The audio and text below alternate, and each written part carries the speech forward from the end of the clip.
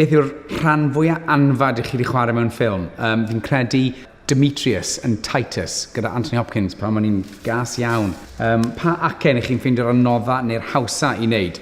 Fi'n credu'r hawsa yn amlwg yw Cymraeg. Yr anodda falle yw Geordie eitha anodd neu yn yr Amerig fel Mississippi bod yr acen eitha eithafol, fi'n ffeindio fe'n eitha anodd. Shut up! Ie, oce, iawn. Sut mae swyddi'n dod i chi? Fel arfer trwy'n asiant, fe sy'n gyfrifol am ffeindio'r swyddi a wedyn cyfrifol am roi fi lan am gyfweliad. A wedyn cymryd lot o arian am wneud ni. Pwy ddyle chwarae James Bond nesa? Fi. Sori, fi'n ymddeheiro am hwnna. Pa gyngor fyddech chi'n gweud wrthych chi hunan yn 16 mlwydd oed? Paid poeni. Yn 5 mlwydd oed, pa swydd ydych chi'n gwneud pan ydych chi'n hun? Peth erferol, cowboy, milwr, milfeddyg.